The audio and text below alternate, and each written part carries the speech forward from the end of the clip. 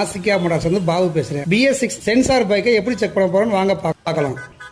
இந்த மிஷினில் எல்லா வண்டிக்கும் செக் பண்ணுற காமனான கேபிள் இருக்குது. இப்போ நம்மக்கிட்ட Yamaha FZ வெர்ஷன் 4 இருக்குது. எப்படி செக் பண்ணலான்னு பார்க்கலாம் வாங்க. Yamahaவில் லேட்டஸ்ட் வண்டி இப்போ வர வண்டி எல்லாமே ப்ளூடூத்தில் தான் வரும். ப்ளூடூத்தை பிடிங்கிட்டு அந்த இடத்துல சென்சார் கேபிளை போட்டு செக் பண்ண போகிறோம். கட்டியாச்சு இதில் சேர்கிற மாதிரி கேபிளை கனெக்ட் பண்ண போகிறோம். வண்டி சாவி ஆஃபில் இருக்குது. சாவி ஆன் பண்ண போகிறோம். சாவி ஆன் பண்ணியாச்சு. இப்போ செக் பண்ண போகிறோம். இதை செக் பண்ணுறப்ப கண்டிப்பாக வண்டி சாவி ஆனில் தான் இருக்கணும். இந்த இடத்துல ஒரு லைட் எரியும். அது எரிஞ்சால் மட்டும் தான் கம்ப்ளைண்ட் இருக்குன்னு அர்த்தம். இந்த இடத்துல லைட் எரியல இருந்தாலும் கம்ப்ளைண்ட் எப்படி செக் பண்ணுறதுன்னு சொல்லி காட்டுறேன் வாங்க. இந்த டிவைஸை கனெக்ட் பண்ணால் மட்டும்தான் ஆன் ஆகும்.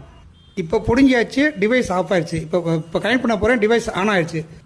இப்போ இதை வச்சு என்ன ஃபால்ட்டுன்னு கண்டுபிடிக்க போகிறோம். இந்த ஃபஸ்ட்டாக OBD சிம்பிள் இருக்குது, அதுக்குள்ளே போய்க்கலாம்.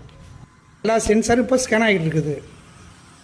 இப்போ MIL ஸ்டேட்டஸ் ஆஃபில் இருக்குது. ஏன்னா வண்டியில் எந்த ஒரு சென்சார் கம்ப்ளைண்ட்டும் இல்லை.